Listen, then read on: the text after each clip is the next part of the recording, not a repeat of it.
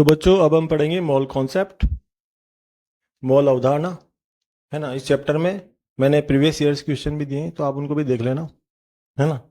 तो पढ़ते हैं इसको, है ना। ये आपके सिलेबस में है। चैनल को लाइक करें, सब्सक्राइब करें, कमेंट करें। जो भी आपको कमी दिखाई देती है उसको कमेंट में डालें, है ना। कमी या अच्छी जो भी आपको दिखाई देती है इसमें, है ना, ताकि हम उसको दूर करें अगले वीडियो में, है। ठीक है। चैनल को सब्सक्राइब करें ताकि आपको अगले वीडियो की नोटिफिकेशन मिल सके, है ना। तो बच्चों अब हमारा नेक्स्ट टॉपिक है, नेक्स्ट चैप्टर है मोल अवधारणा, मोल कॉन्सेप्ट। तो क्या होता है मोल कॉन्सेप्ट, है ना, पढ़ लेते हैं इसको।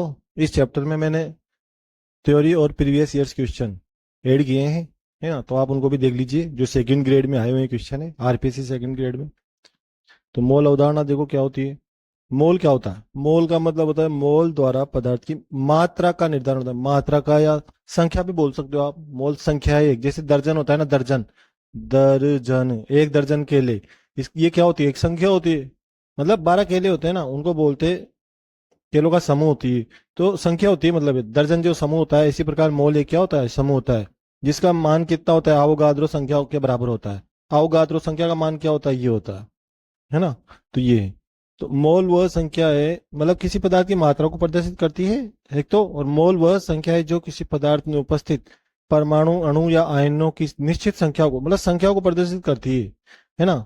मात्रा को प्रदर्शित करती है, संख्या को प्रदर्शित करती है, मात्रा को प्रदर्शित करती है।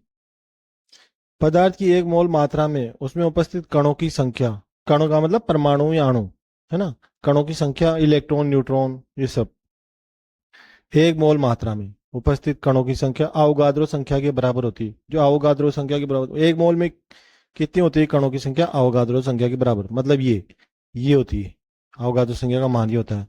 मतलब आप इसके पीछे जीरो लगाते जाओ, 10 की घात 23 जीरो है ना, तो 6 के बाद जीरो लगाते जाओ, 23, 23 जीरो लगाते जाओ, 23 जीरो। आप इतने होते हैं, एक मोल में इतने कण होते हैं। एक मोल में कितने कण होते हैं? अवोगाद्रो संख्या के बराबर, या इतने कण होते हैं एक मोल में, इतने। किसी भी तत्व या यौगिक के एक अणु में अवोगाद्रो संख्या के बराबर परमाणु होते हैं। परमाणु या कण, कण भी बोल सकते हो, या अणु भी बोल सकते हो, एक ही बात है। या आयन भी बोल सकते हो, इलेक्ट्रॉन भी बोल सकते हो, प्रोटॉन भी बोल सकते हो, न्यूट्रॉन भी बोल सकते हो। एक मोल पदार्थ में मोलों की संख्या कितनी होती है? अवोगाद्रो संख्या के बराबर होती है, जिसका मान ये होता है ना। तो एक मोल इतने इतने बराबर होता है, इतने के बराबर होता है। इतने परमाणु होते हैं, इतने कण होते हैं एक मोल में। ये इंपॉर्टेंट सूत्र है बच्चों, इसका ध्यान रखना। मोलों की संख्या, किसी भी चीज के मोल ज्ञात करने हैं आपको, किसी भी पदार्थ के मोल ज्ञात करने हैं, है ना। तो आपको मोल ज्ञात करने के लिए क्या करोगे? आप पदार्थ की उसकी मात्रा को ऊपर रख दोगे, ग्राम में मात्रा जो भी देगा वो आपको पदार्थ की मात्रा अपॉन पदार्थ का परमाणु भार। पदार्थ का परमाणु भार या अणुभार भी बोल देते हैं। तो पदार्थ का परमाणु भार, है ना, किसी भी चीज का परमाणु भार का भाग दे दोगे आप उसकी मात्रा में, ग्राम जो मात्रा देगा वो आपको, तो मोल आ जाएंगे उसके, है ना। तो इस सूत्र का याद रखना जरूरी है। 3-4 सूत्र ऐसे हैं इसमें जो आपको याद रखने पड़ेंगे। जैसे कि क्वेश्चन है 40 ग्राम NaOH के मोल ज्ञात करो। तो सोडियम हाइड्रोक्साइड के मोल बताने हैं आपको, कितने? 40 ग्राम के। तो पहले आपको मात्रा दे दी उसने, ये मात्रा दे दी आपको, मात्रा दे दी 40 ग्राम, है ना। अब इसके परमाणु भार, सोडियम हाइड्रोक्साइड का जो परमाणु भार है वो करेंगे। परमाणु भार कैसे ज्ञात करते हैं? जो सोडियम हाइड्रोक्साइड का परमाणु, जैसे सोडियम का कितना होता है? 23 होता है परमाणु भार। ऑक्सीजन का परमाणु क्रमांक या परमाणु संख्या 8 होती है, ध्यान रखना। इसका परमाणु भार जस्ट डबल होता है। परमाणु भार कितना होता है? 16 होता है। इसका डबल हो गया ना, लगभग डबल ही होता है सबका। हाइड्रोजन अपवाद है, हाइड्रोजन का परमाणु भार भी एक होता है, परमाणु क्रमांक जो परमाणु संख्या है वो भी एक होती है। दोनों ऑक्सीजन हाइड्रोजन का ही आ गया। तो सबको जोड़ दो आप, सबके जोड़ेंगे आप इनमें, है ना। जो भी तत्व होते हैं सबके जोड़ते हैं, ये यौगिक है, सब में जितने भी तत्व हैं सबके जोड़ते हैं। 23 और 16 और 1 कितने हो गए? 40 हो गए, है ना। तो 40 ये नीचे आ जाएंगे, ये परमाणु भार आ गए, नीचे आ जाएंगे। ये सूत्र है, इस सूत्र में रख दो आप मान, इस फॉर्मूले में, इस सूत्र में रख दो आप मान 40। और इसका जो 40 तो ये दे रखी है आपको, ये मात्रा ऊपर आ जाएगी, मोल, है ना। और ये जो ये इसका परमाणु भार नीचे आ जाएगा, ये 40, है ना। 40 मतलब एक मोल, 40 ग्राम NaOH में कितने मोल होते हैं? एक मोल होते हैं। नेक्स्ट क्वेश्चन है 49 ग्राम सल्फ्यूरिक अम्ल H2SO4 में मोल बताओ, मोलों की संख्या बताओ। तो देखो आप, मोलों की संख्या के लिए वही सूत्र, इसकी जो ग्राम में मात्रा दे रखी है तो ऊपर आ जाएगी, ऊपर आ जाएगी। और इसका जो परमाणु भार H2SO4 का वो ज्ञात कर लो आप। कैसे ज्ञात करोगे? हाइड्रोजन की कितनी होती है? एक होता है ना, तो यहाँ 2 हाइड्रोजन है तो 2, है ना। परमाणु परमाणु भार 1 होता है ना हाइड्रोजन का, ऐसे सबको जोड़ लो आप। सल्फर, सल्फर का कितना होता है? सल्फर का परमाणु क्रमांक होता है 16, तो इसका परमाणु भार हो गया 32। प्लस ऑक्सीजन, ऑक्सीजन का परमाणु भार 1 का 16 है, 1 का 16 है तो 4 का 4 है, यहाँ पे 4 है तो 4 का कितना हो गया? 16 चौक 64। अब इनको कर लो टोटल आप, है ना, इसको कर लो, इसको तो मत करना, इसको इनको कर लो। 2 को 1 से गुणा किया तो 2, प्लस यहाँ पे लिख देते हैं 32, ये 32, प्लस 16 को 4 से गुणा करो आप, मल्टीप्लाई करो, कितना हो गया? 16 चौक 64, तो ये 64। अब इसको टोटल कर लो, 2 और 2 4, 4 और 4 8, है ना, 8 हो गए। अब ये 3, 3 और 6 9, 98 होगा, तो 98 आ गया, देखो नीचे ये आ गया 98 आ गया यहाँ पे। ये मान यहाँ रख दो आप, परमाणु भार सल्फ्यूरिक अम्ल का परमाणु भार कितना होता है? 98। तो ये मात्रा ग्राम में मात्रा, पदार्थ की मात्रा और पदार्थ का अणुभार, उसका परमाणु भार। तो इसका दे लो आप, 49 से डिवाइड कर लो इसको, 98 को डिवाइड हो रहे हैं, 1/2 आ रहा है, 1/2 का मतलब 0.5 मोल, 0.5 मोल ऐसे आएगा। मोलों की संख्या ज्ञात करने के लिए यदि अणुओं की संख्या दी गई हो तो इनमें अवोगाद्रो संख्या का भाग देंगे, और गैस का आयतन दिया हो तो 22.4 का भाग देंगे। तो आप तो डायरेक्ट ये सूत्र याद रख लो, मैंने लाइन आगे वाले सूत्र के लिए लिख दी। यदि जैसे मोलों की संख्या ज्ञात करनी हो आपको, तो क्या होगा? अणुओं की संख्या ज्ञात करने के लिए मोलों की संख्या ज्ञात करनी है, तो अणुओं की संख्या दे रखी है, तो अणुओं की संख्या अवोगाद्रो संख्या अपॉन अवोगाद्रो संख्या, और गैस का आयतन अपॉन 22/4। आयतन दे रखा हो लीटर में तो 22.4 का भाग देंगे, मिलीलीटर में दे रखा हो मालूम मिलीलीटर तो 22,400 का भाग देंगे, 1,000 से गुणा कर देंगे ना, 22,400। भाई एक इस एक 22.4 को 1,000 से मल्टीप्लाई कर दोगे आप ऐसे, क्योंकि 1 लीटर में कितने मिलीलीटर होते हैं? 1,000 मिलीलीटर, तो 1,000 से मल्टीप्लाई कर दो तो ये आ जाएगा 22,400। तो आप तो फिलहाल तो ध्यान रखो कि गैस का आयतन देगा तो 22.4 आ जाएगा अवोगाद्रो संख्या की जगह। अणुओं की संख्या दी हो, अणुओं की संख्या दी हो तो अवोगाद्रो संख्या आ जाएगी, और आयतन दिया हो तो 22.4 आ जाएगा। बाकी ये सूत्र देख लो आप, ये है मेन तो सूत्र। ये दोनों सूत्र आपको अच्छी तरह याद होना चाहिए, है ना। 3-4 सूत्र हो गए इसमें। मोलों की संख्या, यहाँ भी मोलों की संख्या, सीधी सी बात है, दोनों को याद करने का तरीका ही, मतलब यहाँ भी मोल यहाँ भी मोल, है ना। अब मोल का अपन को पता ही है सूत्र क्या होता है। मोल को कैसे याद करते हैं? मात्रा बटे परमाणु भार। ये मोल कैसे याद करते हैं? ये वाला सूत्र वहां लग जाएगा, चाहो तो उसको इसको भी वहां लिख सकते हो। मोल का मतलब ग्राम में मात्रा अपन परमाणु भार। आप देखो, मोलों की संख्या ज्ञात करनी है। यदि आपको अणुओं की संख्या दी हो, या कणों की संख्या भी बोलते हैं इसको, है ना, अणुओं की संख्या दी हो, अणुओं की संख्या बट तो अवोगाद्रो संख्या का भाग दे देंगे, और अगर गैस का आयतन दिया हो तो 22.4 का भाग दे देंगे। बात एक ही है, ये है ना। तो 22.4 गैस का आयतन आएगा ना, जहाँ पे लीटर लिखा जाएगा तो लीटर लिखा जाएगा, है ना, तो लीटर लिखा जाएगा तो 22 समझ लेना वो गैस का आयतन ही है। जैसे CO2 क्या होती है? गैस होती है। O2 क्या होती है? गैस होती है। तो वहां पे लीटर लिखा जाएगा, भाई इतनी इतनी लीटर है, 200 लीटर है, 100 लीटर है, 10 लीटर है, 5 लीटर है, ऐसे लीटर लिखा जाए, 5 लीटर, कुछ भी लिखा जाएगा ऐसे। तो अणुओं अणु अणुओं की संख्या अपन अ से आ, है ना, ऐसे मिला लेना। और गैस का आयतन लिखे तो 22.4 करना ही है, तो ये मोलों की संख्या है। ये सूत्र जरूर याद रखना, यहाँ से क्वेश्चन बनते हैं, क्वेश्चन यहाँ से ही बनेंगे आपके, जब भी आएगा आपको ये तीनों सूत्र याद होना चाहिए। तो एक क्वेश्चन देख लेते हैं बच्चों। जैसे 22 ग्राम CO2 का एनटीपी पर आयतन क्या होगा? एनटीपी का मतलब नॉर्मल मानक दाब। एसटीपी एनटीपी कोई फर्क नहीं पड़ता उसे, स्टैंडर्ड टेम्परेचर एंड प्रेशर। तो मानक दाब, ये एनटीपी का मतलब होता है नॉर्मल टेम्परेचर, एन का मतलब नॉर्मल, तो सामान्य दाब, सामान्य दाब, सामान्य ताप और दाब। और इसका होता है एसटीपी का मतलब स्टैंडर्ड, मानक ताप और दाब, ताप और दाब, ऐसे कुछ भी मतलब कुछ भी दे आपको, एनटीपी दे एसटीपी दे, कोई फर्क नहीं पड़ता, सामान्य दाब, मानक दाब। आपको तो ये ज्ञात करना है आयतन किसका? गैस का, CO2 का आयतन ज्ञात करना है ना। आयतन क्या होगा? तो सबसे पहले आप कैसे निकालो आयतन? गैस का आयतन मैंने वहां पिछले पिछले वाला पेज पे चलते हैं, ये है गैस का आयतन, इससे ये वाला याद करना है आपको, ये वाला ज्ञात करना है ना। तो इसको ज्ञात करने के लिए क्या क्या करोगे, आप कैची गुणा कर दोगे। जैसे इसको अपॉन 1 कर दिया तो इस मोलों की संख्या को इधर से गुणा कर दिया, है ना, और गैस का आयतन को इससे गुणा कर दिया। या आप ऐसे कर लो, मोलों की संख्या को इससे गुणा कर दो और ये जो अपॉन 1 है वो उसको इससे गुणा कर दो, कैसे भी गुणा कर दो, मतलब कैची गुणा होगी। तो गैस का आयतन बराबर मोलों की संख्या इंटू 22.4 आ जाएगा। अब मोलों की संख्या इंटू 22.4 आ जाएगा। ऐसे आपको आना चाहिए कैची गुणा मल्टीप्लाई करना। जैसे ये अपॉन 1 होता है, ये यहाँ भी अपॉन 1 होता है, इससे कोई फर्क नहीं पड़ता, है ना। तो ये जो अपॉन 1 है, गैस का आयतन को 22.4 को तो इस मोलों की संख्या से गुणा कर लो और गैस का आयतन को इसे गुणा कर लो। तो गैस का आयतन बराबर क्या होगा, ये गैस का आयतन बराबर मोलों की संख्या इंटू 22.4 ऐसे आ जाएगा। ये रहा, गैस का आयतन बराबर मोलों की संख्या इंटू 22.4 ऐसे आ जाएगा, इंटू 22.4 मोलों की संख्या। अब मोलों की संख्या ज्ञात करने के लिए आपको क्या करोगे, CO2 के मोल कैसे निकालोगे, मोलों की संख्या ये है, ये निकाली। तो कैसे निकली मोलों की संख्या, पहले मोल निकालना पड़ेगा और मोलों की संख्या निकालनी पड़ेगी।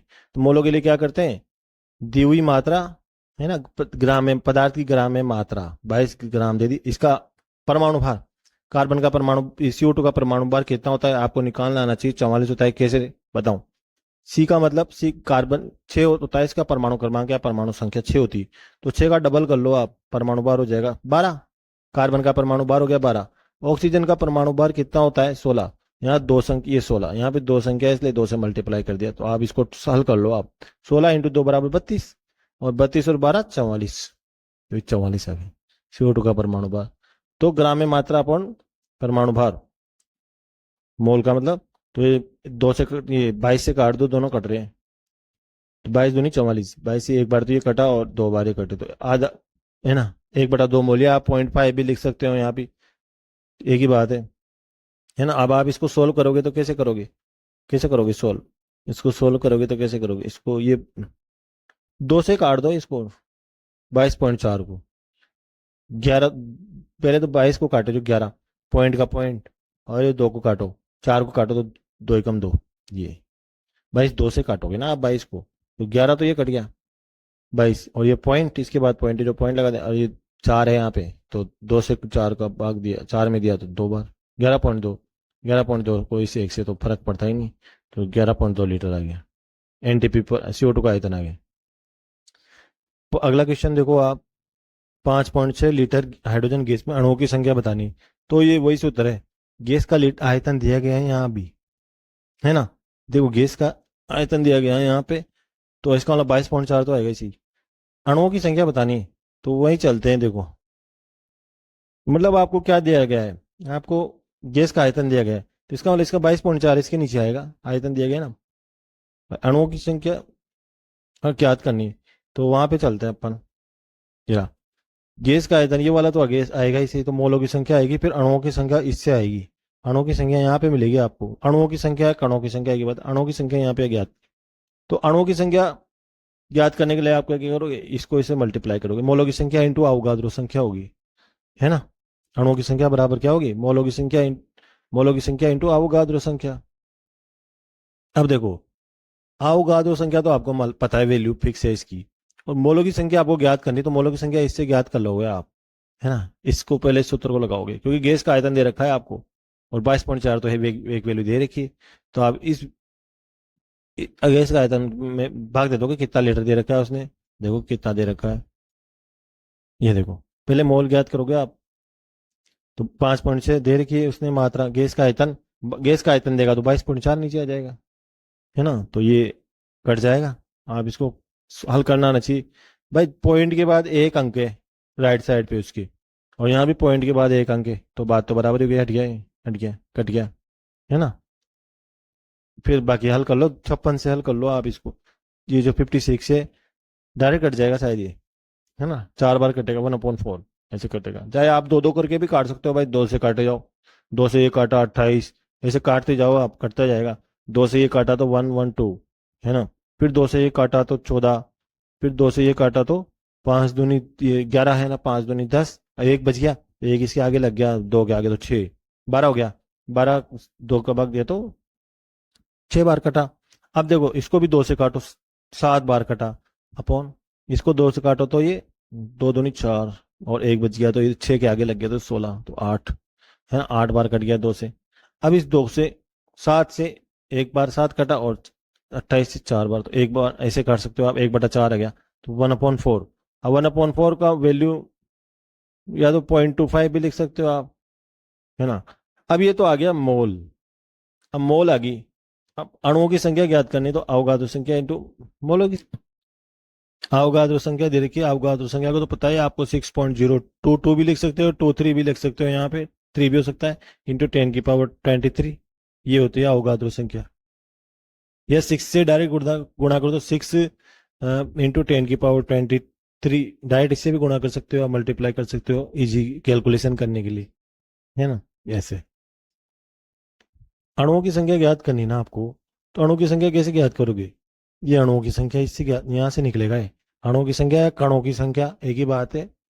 तो अवगाद्रो संख्या को मल्टीप्लाई कर दोगे इससे आप, मोलों की संख्या से। अब मोलों की संख्या निकालने के लिए पहले आप इधर आओगे, मोलों की संख्या, क्योंकि गैस का आयतन उसने दे रखा है, ये दे रखा है उसने 22.4, तो चली जाएगा ये है। अवोगाद्रो संख्या को एन ऐसे दर्शाते हैं, देखो, है ना। आपके एनसीईआरटी में, 10th की एनसीईआरटी में N0 दे रखा है, N0। तो NO बोल दो इसको आप, है ना। तो ऐसे बोल रखा है, NO से दर्शा रखा है, बाकी N ऐसे दर्शाते हैं, है ना। NO से भी दर्शा सकते हैं। ठीक है, अपन इस चैप्टर में N ऐसे दर्शाएंगे, है ना। तो देखो क्वेश्चन है, 9 ग्राम जल में अणुओं की संख्या बतानी है आपको, एवं हाइड्रोजन परमाणु की संख्या बतानी है। तो इनका क्या फॉर्मूला है? अणुओं की संख्या के लिए क्या करोगे आप? सबसे पहले आप फॉर्मूले पे चलते हैं। अणुओं की संख्या ये रही। अणु की संख्या कहाँ पे है? ये रही अणुओं की संख्या, है ना। या कणों की संख्या भी बोल सकते हैं, अणु की संख्या। तो अणुओं की संख्या के लिए क्या करोगे, ये इधर चल जाएगा तो मल्टीप्लाई ये हो जाएगा इससे, है ना। तो देखो आप, मोलों की संख्या इंटू अवोगाद्रो संख्या। अब आपको मोलों की संख्या निकालनी पड़ेगी। उसने मोलों की संख्या डायरेक्ट नहीं दे रखी, मोल नहीं दे रखे डायरेक्ट उसने। तो आपको मोलों की संख्या के लिए क्या करना पड़ेगा? देखो, मोलों की संख्या का सूत्र क्या है? मोलों की संख्या का सूत्र ये ये वाला सूत्र लगेगा, मोलों की संख्या का सूत्र ये वाला लगेगा, है ना। वहां मात्रा दी होगी आपको, और फिर उसके बाद उसके परमाणु भार का भाग दे देंगे आप।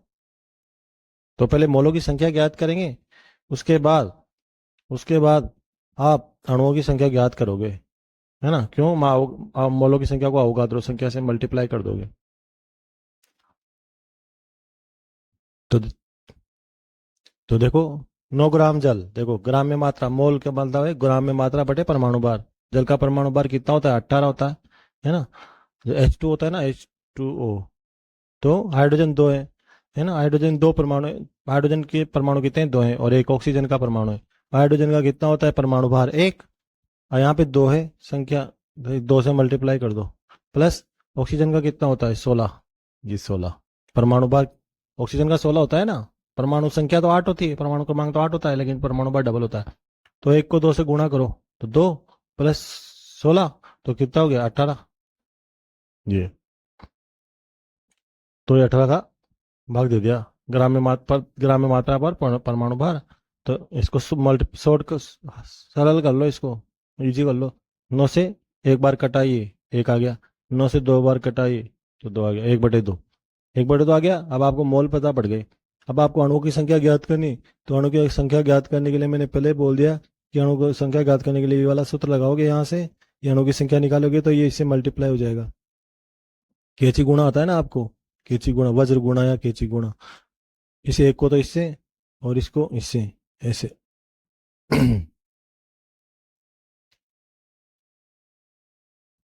तो ये है एन है। अवोगाद्रो संख्या होती है, अवोगाद्रो संख्या इंटू मोल। अवोगाद्रो संख्या इंटू मोल हो जाएगी, तो ये आ जाएगा 1/N/2। अवोगाद्रो संख्या का मान आपको पता है, 6.022 इंटू 10⁻23। जी, तो ऐसे आ जाएगा अणुओं की संख्या बोले। अगर आपसे हाइड्रोजन परमाणु की संख्या पूछे, हाइड्रोजन परमाणु कितने होते हैं जल में? जल में हाइड्रोजन परमाणु कितने होते हैं? 2। तो यहाँ 2 से मल्टीप्लाई कर दो, ये जो दे रखा है ना, इसको 2 से मल्टीप्लाई कर दो आप। ये जो अणुओं की संख्या दे रखी है ना, इसको 2 से मल्टीप्लाई कर दो।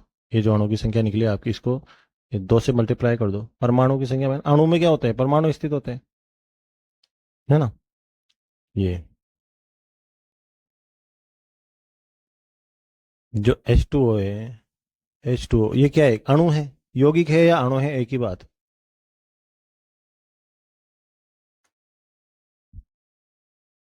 4.9 ग्राम H2SO4 में ऑक्सीजन परमाणु की संख्या बताओ। तक ऑक्सीजन परमाणु की संख्या बतानी है आपको, है ना। तो देखो आप, क्या होता है, अणु की संख्या ज्ञात करने का सूत्र यही होता है जो पहले किया अपन ने। पहले आप मोल निकालो, मोल इंटू अवोगाद्रो संख्या। अणुओं की संख्या बराबर क्या होते हैं, मोल इंटू अवोगाद्रो संख्या। जैसे आपने आप फिर से सूत्र पे चलते हैं, ये रहा अणुओं की संख्या का, ये रहा मोलों की संख्या इंटू अवोगाद्रो संख्या, ये यहाँ चल जाएगा ना। तो मोलों की संख्या इंटू अवोगाद्रो संख्या हो जाएगा, है ना। अणुओं की संख्या आ जाएगी,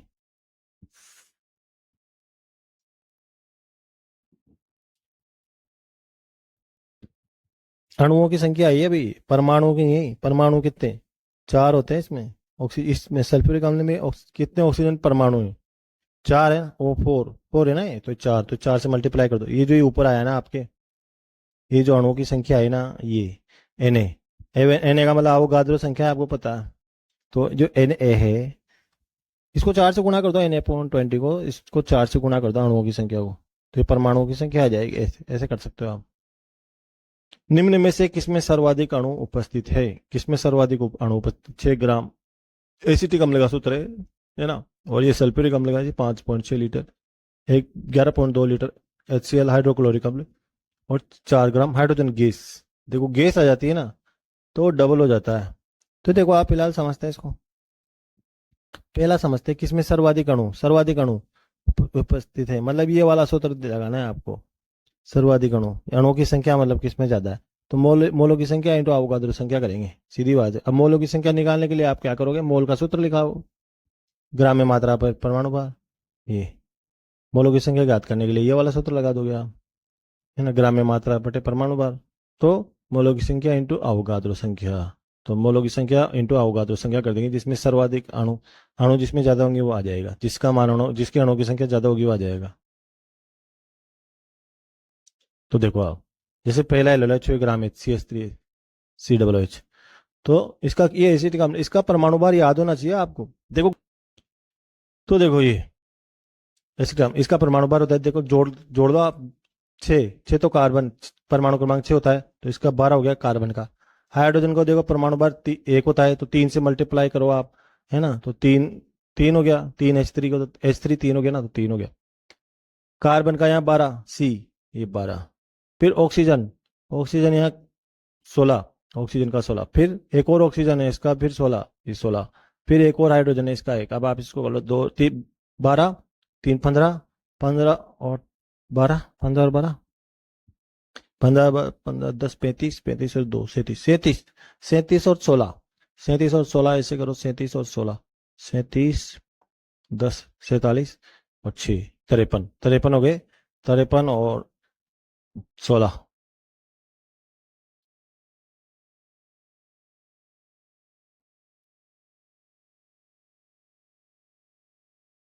देखो 12 और 3 15, 15 और 12 27, 27 और 32 +1। हाँ गलत जोड़ लिया मैंने, देखो इसका परमाणु भार निकालते हैं, 12 कार्बन का 12, है ना, और हाइड्रोजन 3 है, तो यहाँ पे 3 आ जाएगा। एक होता है ना इसका परमाणु भार, तो 3 हाइड्रोजन है तो 3 हो गया इसका। फिर अब वापिस कार्बन आ गया, तो इसका फिर वापिस 12 परमाणु भार, सबका परमाणु भार जोड़ेंगे हम।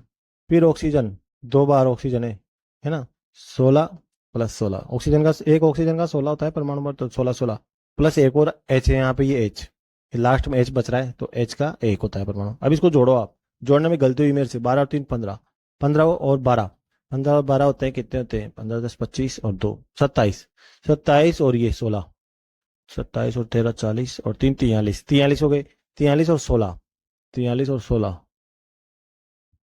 कितने होते हैं, 43 और 16 सत्तावन, 43 और 16 59, 59, 59 और एक 60, तो 60 हो गया इसका आंसर, परमाणु भार। ये परमाणु भार आ गया आपके 60, ये 60। तो देखो ये बच्चों, आपको एसिटिक अम्ल का परमाणु भार पता होना चाहिए। एसिटिक अम्ल का परमाणु भार होता है 60। इसके अलावा यूरिया का भी आपको पता होना चाहिए। आप किसी की भी कंपटीशन की तैयारी करो, खास रूप से सेकंड ग्रेड, यूरिया का भी 60 होता है, एसिटिक अम्ल का भी परमाणु भार 60 होता है। इसके अलावा जो ग्लूकोज होता है, ग्लूकोज ग्लूकोज का परमाणु भार होता है 180। इनको जिंदगी भर ध्यान रखना, ये 180 पूछा गया है, एक बार आरपीएससी सेकंड ग्रेड में भी आ चुका है, तो आपको ध्यान रखना चाहिए। यूरिया का भी 60 होता है, एसिटिक अम्ल का 60 होता है, इसके अलावा ग्लूकोज का भी 60 होता है ना। इसको एसिटिक अम्ल बोलते हैं, एसिटिक अम्ल, एसिटिक अम्ल, तो ये है, तो इनको जरूर ध्यान रखें आप। आ गया है आपके परमाणु भार, ग्राम में मात्रा इसकी दे रखी है बटे परमाणु भार, मतलब मोल इंटू अवोगाद्रो संख्या, मोल इंटू अवोगाद्रो संख्या 100 रुपये में। तो Na/10 आ गया, 6 से कट गया 10 बार, है ना। तो Na/10, Na/10 ऐसे आ गया। तो ये होगी इसमें अणुओं की संख्या। अब इसी प्रकार इसको कर लो, मोल इंटू अवोगाद्रो संख्या बराबर अणुओं की संख्या। तो ये 5.6 लीटर दे रखा है, लीटर देते हैं, मैंने पहले किया लीटर, जहाँ देते हैं 22.4 है, 22.4 टिका देना आप। क्या मतलब ये 22.4 है, इंटू अवोगाद्रो संख्या कर दिया आपने। क्यों? क्योंकि आपको अणुओं की संख्या निकालनी थी। तो मोल इंटू अवोगाद्रो संख्या, है ना, मोल इंटू अवोगाद्रो संख्या। देखो ये रही मोलों की संख्या। गैस का आयतन दे रखा है आपको, गैस का आयतन है, और लीटर का मतलब भी 22.4 है नीचे, है ना। फिर आप मोलों की संख्या आ जाएगी, मोलों की संख्या को अणुओं की संख्या ज्ञात करने के लिए मोलों की संख्या को अवोगाद्रो की संख्या से गुणा कर दोगे तो आपको अणुओं की संख्या आ जाएगी। मतलब लीटर से डायरेक्ट आपको अणुओं की संख्या निकालने के लिए ऐसे करोगे आप। देखो ये लीटर में दे रखी है इसकी मात्रा, लीटर का मतलब 22.4 लगा दोगे आप, जिसमें मोलों की संख्या आ जाएगी। मोलों की संख्या ऐसे आएगी, हम मोलों की संख्या आ गई, तो उसके बाद मोलों की संख्या अवोगाद्रो संख्या में सबसे गुणा करोगे आप, क्योंकि सूत्र यही है, अणु की संख्या के लिए अवोगाद्रो संख्या की मल्टीप्लाई करते हैं मोलों की संख्या से। तो ये सबके मोल हैं यहाँ पे, सबके मोलों की संख्या है। लीटर में दियो तो 22.4, नहीं तो परमाणु भार करते ही, है ना। लीटर में दिया हो तो 22.4 रख देंगे नीचे, नहीं तो परमाणु भार तो करते ही है। फिर देखो 11.2, हाँ पहले इसको समझ लो पूरा, है ना। तो ये आ गया इसकी, और ये इन दोनों में कौन बड़ा है? ये वाला बड़ा है, अभी तक तो ये वाला बड़ा है। तीसरा देखते हैं, ये वाला हाइड्रोक्लोरिक अम्ल, HCl। मात्रा दे दी आपको लीटर में, मैंने कहा ना लीटर देते हैं आपको 22.4 लिखने हैं, 22.4 नीचे आते हैं, मोलों की संख्या आ गई। मोलों की संख्या को अवोगाद्रो संख्या से गुणा करेंगे तो ये इन इन तीनों में सबसे बड़ा ये है, क्योंकि जित घात है ना, ये हर है ना, हर जो नीचे है ना वो छोटा जिसका होगा ना वो बड़ा होगा। ऊपर तो सेम है ना Na, यहाँ भी Na अवोगाद्रो संख्या है ऊपर तो नीचे जिसका छोटा होगा ना, हर नीचे वाली संख्या इसमें थोड़ी बड़ी है, इसमें सबसे बड़ी, इसलिए सबसे छोटी तो ये होगी अभी तक तो, है ना। तो ये सबसे बढ़िया अभी तक तीनों में। फिर इसको देखते हैं तो 4, देखो ये 4 ग्राम, ये 4 ग्राम हो गया। हाइड्रोजन गैस, देखो गैस आ जाती है ना, तो इसका परमाणु भार दुगना हो जाता है। जैसे ऑक्सीजन ले लो आप, ऑक्सीजन का परमाणु क्रमांक होता है 8, इसका परमाणु भार कितना होता है 16। लेकिन अब ऑक्सीजन गैस बोल देना वो आपसे, ऑक्सीजन गैस, या है ना O2 गैस या ऑक्सीजन गैस डायरेक्ट लिख दे, तो आप उसका परमाणु भार, अणु भार, वो अणु हो जाता है सीधा। गैस का मतलब होता है अणु, तो 32 हो जाएगा उसका, वहां 32 लिखोगे आप, इस चीज का ध्यान रखना, इंपॉर्टेंट है। इसी प्रकार जो हाइड्रोजन है, यहाँ पे क्या होती है, गैस है, गैस का मतलब है अणु है ना, तो इसका अणुभार जोड़ा जाएगा, है ना। तो अणुभार 2 हो जाएगा, डबल हो जाएगा इसका, परमाणु मिलके तो अणु बनाते हैं। तो हाइड्रोजन देखे ना यहाँ पे, ये O2 हो जाती है, O2 क्या होता है, अणु होता है, जबकि O क्या होता है, परमाणु होता है। तो ये हाइड्रोजन क्या है, 2 है यहाँ पे, तो ये 2 ऐसे, ये 2 लिखोगे आप हाइड्रोजन गैस। तो ये 2 लिख दिया, ये मोल आ गए 4/2, इससे मोल निकल जाएंगे, और ये मोलों की अवगाद्रो संख्या से गुणा करते अणुओं की संख्या आ जाएगी। तो सबसे बड़ा ये हुआ भैया, सबसे बड़ा ये हुआ, फिर उससे छोटा हुआ ये, फिर उससे छोटा ये हुआ, फिर उससे छोटा ये हुआ, है ना। तो ऐसे कर सकते हो आप। ग्राम में मात्रा दी हुई है, ग्राम, है ना। अब आपको परमाणु की संख्या निकालनी, पहले अणुओं की संख्या निकलेगी, फिर परमाणु की संख्या निकलेगी। तो अणुओं की संख्या निकालने के लिए आप क्या करते हो, ग्राम में मात्रा दी हुई है, ग्राम में मात्रा बटे परमाणु भार, ये ग्राम में मात्रा, और ये परमाणु भार 6 ग्राम दे रखी है ना। तो 6 बटे परमाणु भार, और ये मोल आ जाएंगे, इससे मोल का अवोगाद्रो संख्या से गुणा करोगे तो अणुओं की संख्या आ जाएगी, अणुओं की संख्या आ जाएगी। अब इसमें 8 है परमाणु, 8 8 परमाणु की संख्या, अणुओं की संख्या तो आ जाएगी, अणुओं की संख्या तो इससे आ जाएगी। अब आपको परमाणु की संख्या गुणा करनी है, इसलिए 8 से गुणा कर दो। कैसे? 8 परमाणु है इसमें एसिडिक अम्ल में, एक देखो, एक तो कार्बन, 3 हाइड्रोजन, 4 4 और 1 कार्बन, 5 5 और 1 ऑक्सीजन, एक और ऑक्सीजन, 6 7 और 1 हाइड्रोजन, 8 हो गए, टोटल 8 है। तो 8 से गुणा कर दो, परमाणु की संख्या आ जाएगी। सब में कर दो आप, अणुओं की संख्या को परमाणु की संख्या से गुणा कर दो तो परमाणु की संख्या आ जाएगी। देखो जैसे 5.6 लीटर, तो लीटर आते ही तो परमाणु भार की जगह 22.4 आएगा। तीनों में लीटर है, देखो यहाँ तो तीनों में 22.4 आएगा नीचे परमाणु भार की जगह। अब आप क्या करो, पहले आप मोलों की संख्या निकालो। मोलों की संख्या के लिए 22.4 का भाग दे दोगे, आयतन आ जाएगा। गैस का आयतन में मोलो इसका भाग दे दोगे आप, गैस या द्रव के आयतन में आप 22.4 का भाग दे दोगे तो मोलों की संख्या आ जाएगी। मोलों की संख्या को अवोगाद्रो संख्या से गुणा कर दोगे सूत्र के अनुसार, तो अणुओं की संख्या आ जाएगी। अणुओं की संख्या को इसमें कितने परमाणु है उसको गुणा कर दोगे तो ये आ जाएगा आंसर, फाइनल आंसर। परमाणु इसमें 7 है, देखो हाइड्रोजन इसमें 2 है तो 2 प्लस 1 सल्फर, 3 हो गए, 3 प्लस 4 ऑक्सीजन के 4, तो कितने हो गए, 7 हो गए टोटल। 2 और 1 3 प्लस 4 बराबर 7, तो है ना। तो ये इसी प्रकार इसको देखो आप 11.2 आयतन, गैस के आयतन में 22.4 का भाग दे दिया तो इससे मोलों की संख्या आ गई। मोलों की संख्या को अवोगाद्रो संख्या से गुणा कर दिया और इससे 2 को गुणा कर दिया क्योंकि इसमें 2 परमाणु हैं, HCl। परमाणु की संख्या से गुणा कर दिया तो परमाणु की संख्या आ गई। अब इसमें देखो, अब इसमें भी आप ऐसे ही किया, मोलों की संख्या आ गई इसमें 11.2 अपॉन 22.4 आ गई, तो इसको अवोगाद्रो संख्या से गुणा किया तो अणुओं की संख्या आ गई। इसको परमाणु की संख्या से गुणा किया, इसमें 4 परमाणु होंगे जरूर, एक तो नाइट्रोजन का और 3 हाइड्रोजन के, तो 4 हो गए टोटल। तो 4 से गुणा कर दिया तो ये आ जाएगी, है ना। तो आप देखो इनमें से कौन सा सबसे अधिक है, परमाणु की संख्या सबसे अधिक किसमें ये दिखाए तो इसमें है 2Na सबसे ज़्यादा इसमें है, फिर उससे कम इसमें सेकंड नंबर, फिर उस सबसे तीसरे नंबर पे इससे कम, फिर सबसे कम इसमें, तो सबसे ज़्यादा तो चौथे में आ गया आंसर नंबर 4।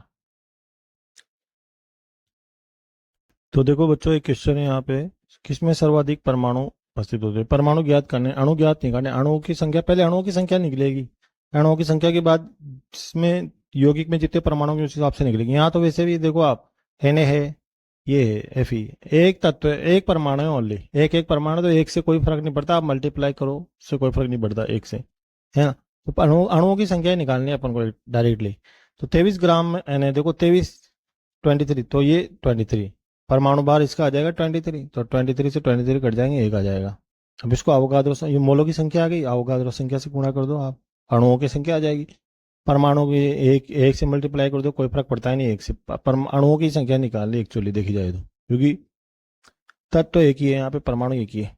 5.6 ग्राम, इसमें ग्राम में मात्रा अपॉन परमाणु भार, ग्राम में मात्रा अपॉन परमाणु भार आ जाएगा, ये लो। तो ये मोलों की संख्या आ गई, मोलों की संख्या को अवोगाद्रो संख्या से गुणा कर दो, अणुओं की संख्या आ जाएगी। अणुओं की संख्या का मतलब परमाणु की संख्या, एक से मल्टीप्लाई तब भी यही आएगा परमाणु की संख्या। यहाँ पे देखो आप 44.8 ग्राम, तो मैग्नीशियम, मैग्नीशियम का देखो परमाणु क्रमांक होता है 12, तो इसका परमाणु भार डबल होएगा। परमाणु जो भार हो 24 होता है, परमाणु भार का भाग देते हैं, ध्यान रखना। तो 24 का भाग दोगे आप इसमें, तो पॉइंट हटेगा तो ऊपर से पॉइंट हटेगा, नीचे जीरो आ जाएगी, मतलब 40 जो 48/240, तो आप 2 से काटो दोनों को, है ना, ऐसे काट दो, वैसे तो काट देते हुए आ जाएगा पॉइंट ऑफ, लेकिन 2 से काट देते हैं तो 24 24 24 बटे कितना 120।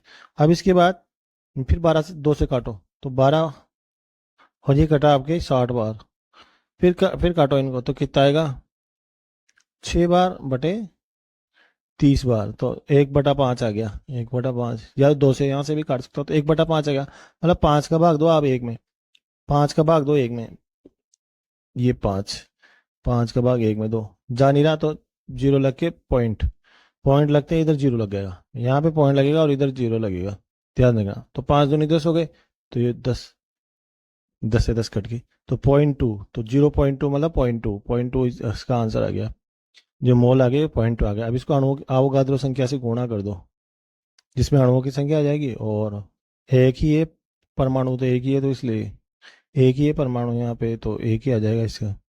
तो ये 3 आ गए इसमें, एक Na 0.2 Na, किसकी सबसे ज्यादा परमाणु किसमें है, इसमें ये तो पॉइंट में आ रहे हैं, तो 0.1, सबसे कम तो इसमें हो गई, सबसे ज्यादा इसमें हो गए, तो सबसे ज्यादा परमाणु हो गए आपके फर्स्ट में।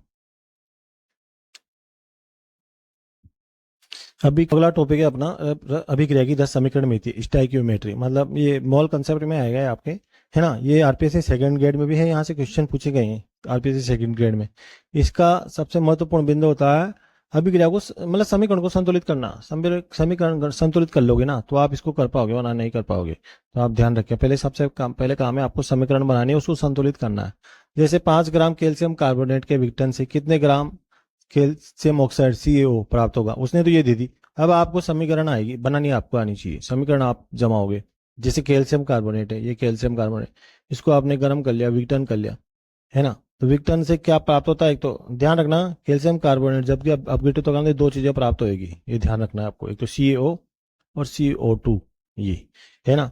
अगर ये गैस देखो, यहाँ तो ग्राम में मात्रा देगा, ग्राम में मात्रा देगा ना, इसकी दे चाहे इसकी दे, ग्राम में मात्रा दे दे जब, तो आपको परमाणु भार का भाग देना है। लेकिन अगर ये लीटर में दे दे, लीटर में दे दे, अगर ग्राम में दे दे तो परमाणु भार का भाग जाएगा, लीटर में दे देगा लीटर, तो किसके 22.4 आएगा, ध्यान रखना। ये तो देखो आप क्या करना है आपको, इस सबसे पहले दोनों का परमाणु भार निकालोगे, है ना। फिर उसके बाद सबसे पहले दोनों, इसका परमाणु भार फिर इसका परमाणु भार, ये मांगा है ना, इसलिए इससे बात करेंगे। इससे तो मतलब ही नहीं है, कार्बन डाइऑक्साइड से मतलब ही नहीं, इन दोनों से मतलब है। तो सबसे पहले तो आप इसका परमाणु भार निकाल लो, आप कितना आएगा। कैल्शियम का होता है 40, कार्बन का होता है 12, फिर उसके बाद ऑक्सीजन का कितना होता है 16, और 3 है, आप इसको 3 से मल्टीप्लाई कर लिया, देखो 40 और 12 कितने हुए 52, 52 और ये 48 48, 100 हो गए। तो परमाणु भार इधर भी और इधर भी परमाणु भार आ जाएगी, ठीक है।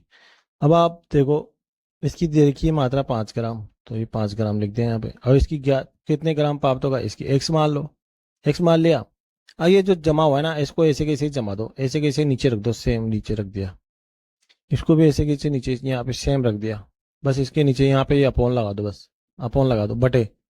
अब इक्वल इक्वल का चिन्ह लगा दिया बीच में, आपने इक्वल का चिन्ह लगा दिया। अब इसको कैची गुणा करो, इसको इससे कर लो और इसको इससे गुणा लो, ऐसे ऐसे कैची गुणा करो, ये x है, इसको 100 से गुणा कर लो, और इस 5 को 56 से 56 से गुणा कर लो, है ना। तो आपको x का मान ज्ञात करना है, तो x, तो ये 100 नीचे आ जाएगा, है ना, और ये मल्टीप्लाई हो जाएगा 5 × 56, ये हो जाएगा 56 × 5, और 100 नीचे आ जाएगा। और इसका हल करेंगे तो आप 2.8 आ जाएगा, 2.8 ग्राम, है ना, ऐसे आंसर आएगा। तो आपको जमाना आना चाहिए, सबसे पहले दोनों के परमाणु भार लिख दोगे आप, क्योंकि लीटर की बात नहीं, लीटर की बात होती, यहाँ लीटर की बात होती तो 22.4 लिखते।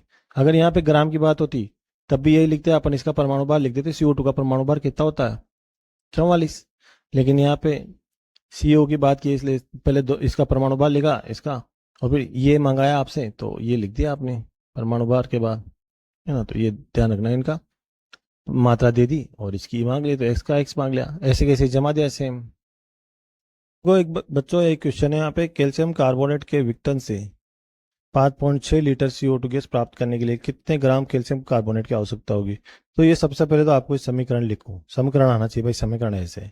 उसके बाद आप क्या करोगे, यहाँ पे लीटर दे रखा है, अगर CO2 मैंने पहले कहा अगर लीटर देना तो 22.4 आएगा परमाणु की जगह, परमाणु भार की जगह, वरना परमाणु भार ग्राम दे दे, लीटर की जगह ग्राम दे देना, तो ग्राम में आप क्या करोगे, इसका परमाणु भार आएगा, CO2 का परमाणु भार कितना होता है 44 ही होता है। देख लो ना आप, कार्बन का 12, 12 और ऑक्सीजन 16 और 16 32, तो 12 और 32 44, ऐसे परमाणु भार। पर फिलहाल तो यहाँ लीटर दे रखा है तो इसलिए 22.4 आएगा, है ना। इन दोनों से मतलब है अपन को, इससे CO से कोई मतलब नहीं, CaO से कोई मतलब नहीं, है ना। तो ये इसका परमाणु भार और ये इधर आयतन 22.4, और इधर आपने मान लिया x, क्योंकि इधर आपको दे रखा है ये 5.6, दोनों में से एक x आएगा ही सही। तीन तीन वैल्यू दे रखी है, चौथी वैल्यू याद करनी, तो इन दोनों को सेम टू सेम ऐसे जमा दिया आपने, इसको ऐसे जमा दिया, इसको ऐसा सेम टू सेम जमा दिया, बीच में बराबर का चिन्ह लगा दिया, इक्वल का चिन्ह लगा दिया। अब आप इसको कैंची गुणा कर दो, वो इसको इससे करोगे, इसको इससे करोगे, है ना। तो कैंची गुणा से आ जाएगा ये x की वैल्यू निकाल लोगे आप, है ना। इसको काटना आता है ना आपको, 5, एक पॉइंट ऊपर एक पॉइंट नीचे, है ना, पॉइंट के बाद एक अंक है ना, एक अंक इधर नीचे, तो बराबर हो गए। अब आपके पास 56 ऊपर बचा, 56 को काटो 2 से तो कितना बचा 28, है ना, और नीचे क्या है आपके पास 224, तो 112, 2 से एक कट गया, फिर 2 से काटो तो 14, और फिर इसको 2 से काटो तो 5 दूनी 10, एक बच गया यहाँ पे, तो 12 हो गए 6, 56, फिर 14 14 से 56 कटे तो 4 बार, 100/4 हो गया ना, 104 को 100 से 4 से काट दिया 100 को, तो 25 आ गया, 25 आंसर आ गया, ये 25 ग्राम आंसर आ गया। ऐसे यहाँ पे पॉइंट के बाद 1 अंक है और यहाँ भी पॉइंट के बाद 1 अंक है, तो कोई मतलब ही नहीं, बराबर कट गए वो। तो अगला क्वेश्चन देखो आप, 12.25 ग्राम, 0.25, 12.25 नहीं बोलेंगे इसको, 12.25 ग्राम KClO3, KClO3 देखो इनका ये समीकरण आपको आना चाहिए कि समीकरण कैसे बनेगी, कि अपघटन से कितने लीटर ऑक्सीजन प्राप्त होगी। सबसे पहले तो आप या याद करके चले जाओ भाई, इसको ऐसे टूटेगा ये, KClO3 ऐसे टूटता है, दो चीजों में टूटता है, तो KCl में टूटता है, एक ऑक्सीजन में टूटता है ना, O2 में। अब आपको समीकरण बैलेंस करनी है, यहाँ पे कितना तीर के दोनों तरफ देख लो, ये जो तीर है इसके दोनों तरफ बराबर होना चाहिए, है ना, परमाणु के, यहाँ पे 1 है, इधर के कितना है, 1 है, Cl इधर 1 है, लेफ्ट साइड पे देखो ना, Cl लेफ्ट साइड और राइट साइड दोनों बराबर होना चाहिए। Cl कितना है इधर, 1 ही तो है, और इधर कितना है Cl 1, इधर भी 1 ही, तो ये भी बराबर है। अब आप ऑक्सीजन जो यहाँ 3 ऑक्सीजन है, यहाँ पे 2 ही ऑक्सीजन थे ना, तो ऑक्सीजन 3/2 से मल्टीप्लाई कर दो, 3/2 से मल्टीप्लाई कर दो।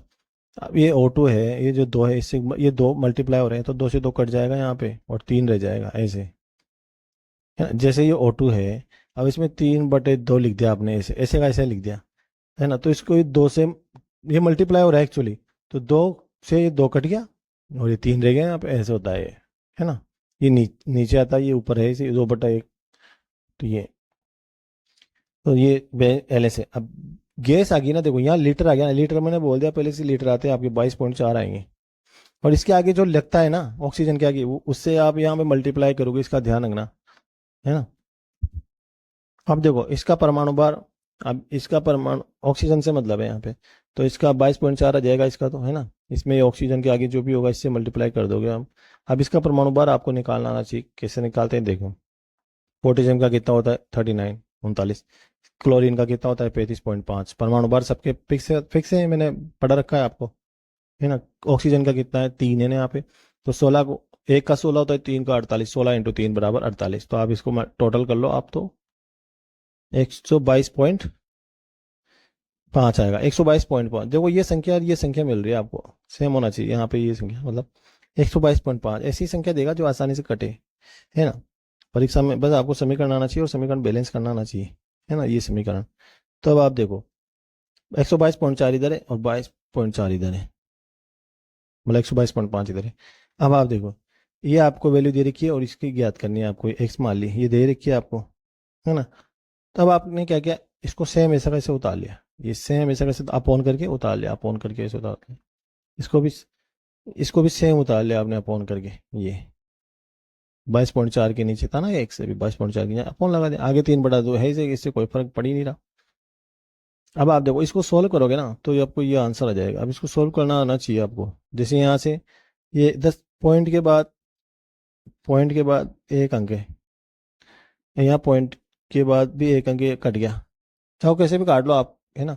इसके पॉइंट के बाद 2 अंक है, तो इंटू 100 ऊपर कर दो आप इधर, है ना। अब आप काटो, हाँ यहाँ पॉइंट हट गया आपके, है ना, सब जगह से पॉइंट हट चुके हैं, तो यहाँ पे आप काट लो, मतलब कट जाएगा ये 1225 से 1225 कट गया, इधर तो केवल 100 बचा है ऊपर, और इधर बचा है आपके 2 से ये काटो, 224, 112 × 3, है ना, इधर उधर की इधर तो बचा 112 × 3 अपॉन एक्स, तो ये 100 एक्स ऊपर चल जाएगा और 100 नीचे आएगा यहाँ पे, तो ये जो भी आएगा, जो आंसर हो जाएगा इसका देखना आप, है ना, ये आंसर आ जाएगा, मतलब आपको भाई एक्स की वैल्यू निकाली ना, इधर वाली ऊपर कैची गुणा कर लो, इधर वाली इधर चल जाओ, ऐसे भी कर लो आप, तो आंसर आ जाएगा आपको कैची गुणा करके भी। तो देखो बच्चों एक क्वेश्चन है यहाँ पे, 4 ग्राम मेथेन के दहन से कितने ग्राम जल प्राप्त होगा।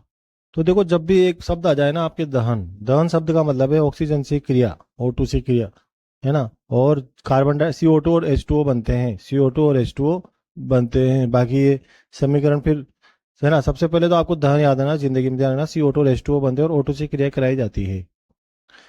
अब किसका दहन है, मेथेन का, तो मेथेन है, ये मेथेन का सूत्र है ना। अब ये मेथेन का सूत्र कैसे आया, कार्बन व उसके यौगिक पढ़ेंगे अपन, है ना। तो उसमें आ जाएगा आपको भाई मेथेन नाम कैसे पड़ा इसका, एक कार्बन वाले को मेथेन कहते हैं, तो इसका CH4 है। तो ऑक्सीजन से क्रिया करा दी तो CO2 पहले तो आपको ये लिख देना है। अब आपको इसको बैलेंस करना है तो कार्बन पहले देखेंगे, कार्बन लेफ्ट साइड और राइट साइड, तीर के लेफ्ट साइड, ये जो तीर है लेफ्ट साइड और राइट साइड बराबर होना चाहिए परमाणु। कार्बन है ना, इधर कितने हैं, एक, इसमें कार्बन है नहीं तो इधर कार्बन एक, और इधर कार्बन कितने हैं, इस पूरे में कार्बन कितने हैं, एक ही है, ये वाला। इधर फिर उस कार्बन के बाद हाइड्रोजन, हाइड्रोजन कितने हैं, चार, इसमें है नहीं तो चार हाइड्रोजन इधर है, इधर कितने हाइड्रोजन है, इसमें हाइड्रोजन है ही नहीं।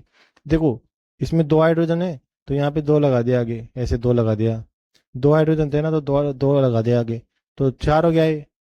दो से मल्टीप्लाई करते हैं ना, इसका मतलब होता है मल्टीप्लाई, ये मल्टीप्लाई दो, यहाँ हाइड्रोजन कितने हैं, चार, ऑक्सीजन कितने हैं, दो, क्योंकि ये ना मल्टीप्लाई होता है, ये दोनों से मल्टीप्लाई है, ये आगे लिखा जाता है ना जब भी, तो ये किसी भी योगी के आगे जब लिखा जाता है ना तो उससे मल्टीप्लाई होती है पूरी संख्या, पूरा जो परमाणु थे, यहाँ हाइड्रोजन भी दो से मल्टीप्लाई है और ऑक्सीजन भी दो से मल्टीप्लाई है, तो यहाँ पे ऑक्सीजन भी दो है और हाइड्रोजन कितने हैं यहाँ पे, हाइड्रोजन यहाँ पे चार है, देखो दो तो ये इसके मल्टीप्लाई वाले और दो इसमें जो है इसे यहाँ पे दो, है ना, ये वाले दो, दो तो इसमें पहले से ही और दो से मल्टीप्लाई हो रहा है तो चार हो गए, चार हाइड्रोजन, तो इधर भी चार हाइड्रोजन, इधर भी चार हाइड्रोजन, तो हाइड्रोजन भी बराबर।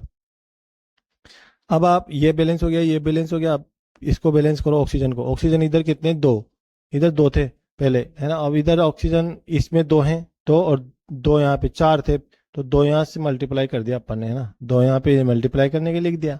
अब आप देख लो समीकरण बैलेंस है, चार हो गया यहाँ पे ऑक्सीजन चार, यहाँ भी चार है ऑक्सीजन, देख लो ना, दो तो ये ऑक्सीजन और दो ये ऑक्सीजन, चार हो गए, तो चार ऑक्सीजन, तो अब ये समीकरण बैलेंस है, सभी बैलेंस हो गए इसमें।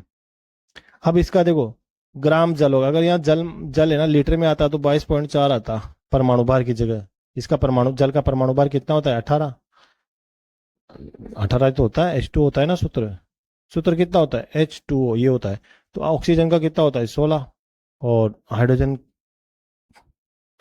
हाइड्रोजन यहाँ पे दो हैं, तो हाइड्रोजन का एक होता है ना, लेकिन यहाँ पे दो है हाइड्रोजन तो दो हो गया, और ये जो बाहर इसका मल्टीप्लाई है ये पूरा कोष्टक में मान लो आप, तो ये दो से मल्टीप्लाई, ये पूरा 18 प्लस 18 इंटू दो, ये जो भी आगे संख्या लगी इससे मल्टीप्लाई होता है, तो ये 18 इंटू दो बराबर 36 हो गया, है ना। अब आप देखो ग्राम में दिए तो परमाणु भार लिखा अपन ने, और अगर लीटर में देता तो 22.4 लिखते हैं, 22.4 से फिर मल्टीप्लाई होता है दो, ये जो दो आगे 22.4 से मल्टीप्लाई होता है 18 की जगह, है ना। तो अब देखो इधर ग्राम में मात्रा, इसके परमाणु भार और इसका परमाणु भार लिख दिया दोनों का, मतलब 16 इसका हो गया ना, 12 तो इसका, कार्बन का परमाणु भार कितना होता है 12, और हाइड्रोजन का कितना होता है 4, 16, तो 16 लिख दिया ये, और इधर ये 36। अब इसकी मात्रा दे रखी है आपको 4 ग्राम, तो एक इसकी मात्रा पूछ लिया आप कितने ग्राम जल बनेगा, तो x मान लो उसको।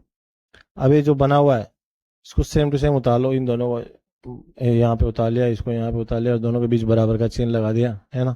बराबर का चिन्ह लगाते ही मल्टीप्लाई कर दो, क्रॉस मल्टीप्लाई, ये इससे 16 को 1 से मल्टीप्लाई कर दो, 4 को 36 से मल्टीप्लाई कर दो, 4 को 36 से मल्टीप्लाई कर दो और 16 को 1 से कर दो, तो आप देखो ये आ जाएगा आपका x बराबर 9,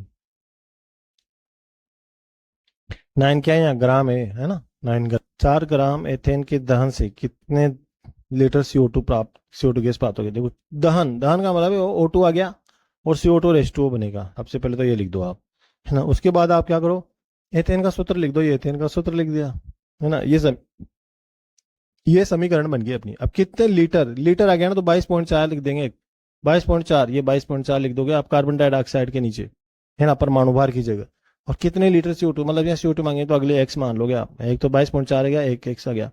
अब समीकरण संतुलित करने के लिए जो आप लिखोगे ना वो यहाँ आगे लिख, मतलब उधर जल क्या, कार्बन डाइऑक्साइड, समीकरण संतुलित करने के लिए जो यहाँ आप लिखोगे ना वो आप यहाँ लिख दोगे, क्योंकि इससे भी मल्टीप्लाई होगा ना। अब इसका परमाणु भार ले लो, ये कार्बन का 2, पहले आप बैलेंस करो समीकरण, बैलेंस ही नहीं, कार्बन 2 है यहाँ पे, इधर कार्बन कितने हैं, एक ही है ना, तो इसको 2 से मल्टीप्लाई किया ताकि 2 हो गए, है ना। अब यहाँ ऑक्सीजन 4 हो गए, 4 इसमें ऑक्सीजन हो गए, है ना। अब हाइड्रोजन को देखो आप, 4 6 6 हाइड्रोजन है, तो इसमें हाइड्रोजन है 6 हाइड्रोजन इधर है, अब इधर देखो, इधर इसमें हाइड्रोजन है ही नहीं, इसमें देखो H2 है ना, तो यहाँ 3 से मल्टीप्लाई कर दिया ताकि 6 हो गए, इधर भी 6 हो गए, इधर भी 6 हो गए, हाइड्रोजन भी बैलेंस हो गए, है ना। अब ऑक्सीजन देखो आप, यहाँ 2 है ऑक्सीजन, इधर कितने हैं 4, तो इसमें 4 और 3, 3 ऑक्सीजन है भाई यहाँ पे, ये एक है यहाँ पे, एक इंटू मल्टीप्लाई 3 हो रहा है, है ना, 3 ऑक्सीजन इसमें है और 4 ऑक्सीजन इसमें आपको आना चाहिए, क्योंकि 2 है ना, दोनों से मल्टीप्लाई है, और यहाँ 3 है ना, ऑक्सीजन दोनों से मल्टीप्लाई है 3 ऑक्सीजन। यहाँ हाइड्रोजन, इसमें हाइड्रोजन तो 6 है और ऑक्सीजन कितने हैं इसमें, ऑक्सीजन इसमें 3 है ये। तो 4 और 3 7 है इसमें। अब 7 इधर, 7 इधर 2 ही, तो आप क्या करोगे, 7/2 से मल्टीप्लाई कर दो डायरेक्ट, ऐसे ट्रिक लगाओ, क्योंकि ये जो 7 होता है ना, 7/2 ये O2 O2 होता है ना, इसे डायरेक्ट ये 2 से 2 कट जाता है, ये 2 से 2 कट रहेगा डायरेक्ट, तो 7 रहेगी संख्या, बस 7 और रह गया, तो 7 ऑक्सीजन है इधर, ऐसे ऐसे ऐसे कर लिया वो डायरेक्ट शॉर्ट फॉर्म में। अब आप देखो, इससे इन दोनों से मतलब है अपन को, तो और से क्या मतलब, इनके आगे 3 लगाओ चाहे 7/2, इनसे कोई मतलब नहीं, तो समीकरण बैलेंस करने के लिए किया था बस। 2 कार्बन का, कार्बन 1 है, 2 का 24 हो गया, 2 × 12, 6 कार्बन, 6 हाइड्रोजन, 1 हाइड्रोजन का 1 होता है परमाणु भार, तो 6 हाइड्रोजन का 6 से मल्टीप्लाई कर लो आप, इसको कर लो, 12 × 2 = 24, और 6 × 1 = 6, तो 24 और 6 30, ये 30 है ना, और ये CO2 का 22.4 है ना, और ये इसके आगे 2 लिखा हुआ था इसलिए आगे 2 मान लिया आपने। अब आप देखो, यहाँ 4 ग्राम दे रखा है, 4 ग्राम मीथेन की से, तो 4 ग्राम दे रखी, मतलब 3 चीजें दे दी आपको, ये दे दी, ये दे दी, चौथी चीज कितने लीटर CO2 था, उसको एक्स मान लिया आपने CO2 को, है ना। अब ये जो सेम है ना, इसको यहाँ पे उतार लिया अपॉन करके और ये बराबर करके, है ना, इसको भी सेम यहाँ पे उतार लिया आपने, ऐसे करके अपॉन करके और बराबर करके, कैंची गुणा कर दो, कैंची गुणा कर दो, क्रॉस, ये ऐसे, इसको x को 30 से कर दो और 4 को इससे कर दो 22.4 से, तो आपका ये माना जाएगा। तो देखो यहाँ पे, है ना, मैं पूछ लिया गया है। तो एक बच्चों, एक क्वेश्चन है यहाँ पे, मेथेन के x मोल के दहन से 11 ग्राम कार्बन डाइऑक्साइड प्राप्त होती की जा सकती है, तो x का मान है। तो देखो यहाँ पे क्या होगा, मेथेन का सूत्र आना चाहिए सबसे पहले बात, तो CH4 होता है, ये CH4 समीकरण लिखेंगे फिर उसको संतुलित करेंगे तभी अपन को आएगा ये क्वेश्चन। तो दहन से, दहन का मतलब ऑक्सीजन से क्रिया कराओगे आप, ये ऑक्सीजन से क्रिया कराओगे तो क्या चीजें बनेगी, CO2 बनती है और H2O बनता है, ये फिक्स है ना। अब आपको ये बैलेंस समीकरण संतुलित करनी है, तो C यहाँ 1 है, कार्बन यहाँ 1 है, इधर भी 1 है, लेफ्ट साइड और राइट साइड तीर, जो तीर है ये एरो है, इसके दोनों तरफ बराबर होना चाहिए, लेफ्ट साइड राइट साइड परमाणु की संख्या बराबर होना चाहिए। यहाँ carbon 1 carbon 1 carbon balance. Hydrogen देखो, उसके बाद कार्बन के बाद हाइड्रोजन देखो 4, इसमें हाइड्रोजन ही नहीं, तो इधर 4 हाइड्रोजन है, इधर देखो हाइड्रोजन कितने, इधर हाइड्रोजन 2 ही है, तो यहाँ पे 2H2O लगेगा, है ना। उसके बाद आप देखो ऑक्सीजन, देखो यहाँ पे 2 है, यहाँ पे 2 और 2 4 है, तो यहाँ पे ऑक्सीजन भी 2 लग जाएंगे, तो 4 ऑक्सीजन हो गई, तो 2 2 ये 2 यहाँ आएगी और 2 यहाँ पे आ जाएगी, ठीक है ना। तो ऐसे आप इसको करोगे, बाकी इससे कोई मतलब नहीं है अपन को, भाई ये क्या है ना, ऐसे ये 2 2 लग जाएंगे, बाकी इससे कोई मतलब नहीं अपन को, तो इन 2 से मतलब है, एक तो CO2 से, CH4 से और CO2 से। तो देखो आप, मेरे पहले कह दिया से आपसे कि यहाँ पे ग्राम दे रखा है, कार्बन डाइऑक्साइड गैस में अगर लीटर दो तो 22.4 आएगा, 22.4, अगर ये लीटर नहीं दो, ग्राम दो, तो 44 आएगा, 44, बाकी दूसरी मात्रा उसने दे रखी है आपको, ये 44 के नीचे 11 लिख देंगे आप, है ना। एक्स परमाणु भार दोनों की लिखी दोगे, देखो क्योंकि कार्बन डाइऑक्साइड का परमाणु भार कितना होता है, 44 होता है, C का 12 कार्बन का 12 परमाणु भार और ऑक्सीजन का 2, तो 16 होता है ना, तो 16 2 नहीं 32, 2 ऑक्सीजन यहाँ पे, 16 नहीं 32 और 12 44, तो CH4 का तो 16 हो गया, कार्बन का 12 होता है, हाइड्रोजन का एक होता है, तो 4 हाइड्रोजन है यहाँ पे, तो 12 और 4, 12 + 4 16 हो गए, है ना। तो ये 16 हो गए, इधर इसका हो गया CO2 का, एक तो कार्बन का 12 और 2 ऑक्सीजन के, 2 ऑक्सीजन का, ऑक्सीजन एक का 16 होता है, एक ऑक्सीजन का 16 होता है, तो 2 ऑक्सीजन के 32 हो गए, 32 और ये 12 कार्बन का 44 हो गए, ये है ना। तो ये हो गया, फिर उसके बाद एक्स मॉल है ना, ये दहन से एक्स मॉल 10 का ले, ये 11 ग्राम आ गया। अब इसको ऐसे कैसे उतार दो आप, इसको ऐसे कैसे उतार दो यहाँ पे ऐसे, और इसको ऐसे कैसे यहाँ पे उतार दो, ऐसे कैसे, है ना, अपॉन लिख के बीच में अपॉन लगा के बराबर लगा के, है ना। तो अब देखो कैसे गुणा कर दो, इसको 44 से गुणा कर दो और 11 को 16 से गुणा कर दो, ये एक्स बराबर ये, तो 44 नीचे आ जाएगा। अब आप इसको सोल्व कर लो, 4 ग्राम आएगा, 4 ग्राम आ गया ना, 4 ग्राम आते हैं, इसमें एक ट्विस्ट है, ये तो ग्राम है, मोलों की संख्या एक्स मोल है यहाँ पे, है ना, ये तो ग्राम में मात्रा आई है, तो मोल निकालने आपको, तो मोल का मतलब क्या होता है, ग्राम में मात्रा अपन परमाणु भार, तो ग्राम में मात्रा ये हो गई, परमाणु भार ये हो गया मेथेन का, ग्राम में मात्रा 4 होगी, है ना, परमाणु भार ये हो गया, तो 1/4 आ गया, 1/4 भी लिख सकते हो, या इसने दे रखा है 0.25, 0.25 भी लिख सकते हो, 1/4 को क्या बोलते हैं, 0.25 भी तो बोलते हैं, निकालना आता है ना आपको 1/4 का, ये 4 का भाग दो 1 में, तो 4 से नहीं जाएगा तो पहले सबसे पहले पॉइंट आएगा, पॉइंट लगता है इधर 0 आएगा, 0 10 हो गए, 4 दूनी 8, 4 दूनी 8, तो बच गए आपके 2, 10 में से 8 गए तो 2 बच गए, फिर इधर 0 लगा तो इधर पॉइंट लगता ही नहीं है, वैसे एक बार ही पॉइंट लगता है, यहाँ पे लग गया पॉइंट, है ना। तो 4 पंजे 20, ये 20, 4 5 है, 5 है, तो ये आ जाएगा, आ गए 20 से 20 कट जाएंगे, 20 से 20 कट जाएंगे, और ये 0.25, तो ये 0.25 ये आएगा इसका आंसर। तो आरपीसी सेकंड ग्रेड में आया हुआ क्वेश्चन है 2013 में, है ना। तो ऐसे होगा ये, ध्यान रखना। ग्राम में देखो तो 44 आ जाएगा, लीटर में देखो तो इसकी जगह 22.4 आ जाएगा, है ना। बाकी सेम सवाल होगा। मीथेन के पूर्ण दहन से 22 ग्राम CO2 प्राप्त करने के लिए आवश्यक मीथेन के मोलों की संख्या, मीथेन का ही ज्ञात कर रहा है। देखो आरपीसी सेकंड ग्रेड में क्वेश्चन आया हुआ है ये भी आपके। तो देखो ग्राम, यहाँ पे देखो ग्राम देते हो, पहले पर तो दहन, दहन का मतलब होता है ऑक्सीजन से क्रिया कराओगे और CO2 और H2O बनेंगे। अब समीकरण को संतुलित कर लो आप, कार्बन इधर 1 है, इधर कार्बन 1 है, संतुलित कार्बन, कार्बन संतुलित हो गए। हाइड्रोजन इधर 4 है, इधर देख लो 4, इधर 2 ही हाइड्रोजन है, तो यहाँ पे 2 आ जाएगा, सीधी सी बात है। इसके अलावा यहाँ पे ऑक्सीजन देखो 2 है ना, और इस साइड पे ऑक्सीजन देखो 2, 2 और 2 4, तो यहाँ पे 2 से गुणा कर लो आप, तो 2 यहाँ पे आ जाएगा और 2 यहाँ पे आ जाएगा, सीधी सी बात है। 2 तो यहाँ पे और 2 यहाँ पे आ जाएगा, ऐसे लेके ये होगी संतुलित समीकरण। अब आप क्या करोगे, ग्राम आ गया ना, ग्राम का मतलब होता है 44 आएगा सीधा, इसका परमाणु भार आएगा, ग्राम का मतलब परमाणु भार CO2 का।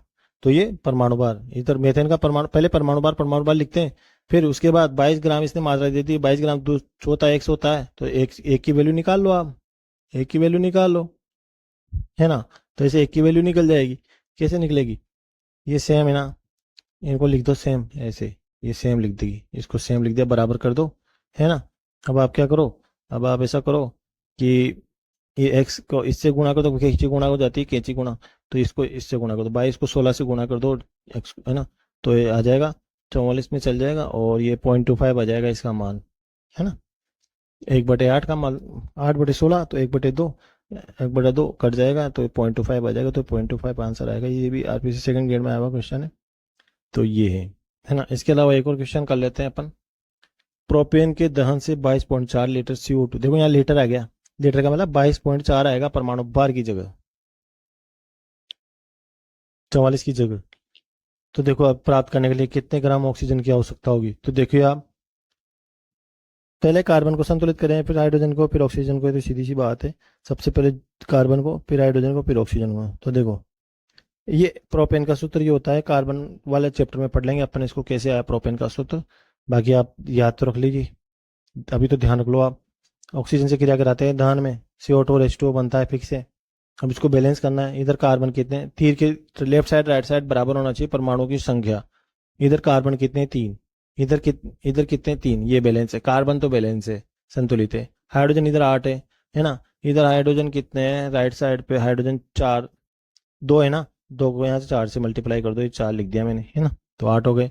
अब यहाँ पे ऑक्सीजन भी 4 हो गए, इधर इसमें ऑक्सीजन कितने हैं 4, इसमें ऑक्सीजन कितने हैं, ये 3 मैंने बाद में लिखा है, पहले इधर इधर ऑक्सीजन देखो कितने 2 हैं, और इधर थे 4, है ना। अब ऐसा सोचो कि है ना बैलेंस हो जाए दोनों तरफ, भाई यहाँ तो ऑक्सीजन 2 हैं और इधर ऑक्सीजन 4 थे, है ना, और 4 और 2 6, 4 और 6 10, 6 इसमें है ना, और 4 इसमें ऑक्सीजन, तो 10 हो गए।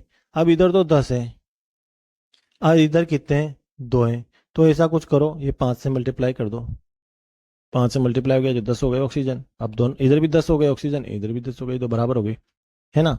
अब आप देखो लीटर दे रखा है तो 22 ऑक्सीजन है ना, ऑक्सीजन की याद करना है आपको, ऑक्सीजन से मतलब आ रहा है यहाँ पे देखो ऑक्सीजन कितने ग्राम ऑक्सीजन, ऑक्सीजन और ये प्रोपेन, ऑक्सीजन और CO2 इन दोनों से मतलब है यहाँ पे, क्योंकि इन्हीं की बात की जा रही है, यही पूछा जा रहा है, एक तो CO2 गैस और ये ऑक्सीजन, ये दोनों की बात हो रही है, देख लो इनकी मात्रा दी गई है और कितनी पूछा भी यही गया है, तो जिनकी मात्रा दी गई हो और जो पूछा गया है ना उसी को आप करोगे। तो देखो आप O2 5, तो ये 5 का मल्टीप्लाई हो गया, ऑक्सीजन 2 है यहाँ पे, तो एक का ऑक्सीजन का 16 होता है, तो 2 से मल्टीप्लाई कर दिया तो 16 दूनी 32, और ये 5 से मल्टीप्लाई कर दिया क्योंकि 5 आगे था, तो 32 इंटू 5, 5 इंटू 32 एक ही बात है, ये हो गया पहला। तो दूसरा है आपका ये, दूसरा क्या था आपका CO2, दूसरा था आपका CO2। तो CO2 में देखो 3 से मल्टीप्लाई होगा, ये 3 इधर लिख दिया मैंने। और कार्बन का 12 होता है C12, है ना। ये इधर तो 22.4 आएगा, शुरू में 22.4 आएगा ये। और बाद में भी आपको 22.4 ही पूछा गया है, 22.4, ये 22.4 ये रहा, है ना।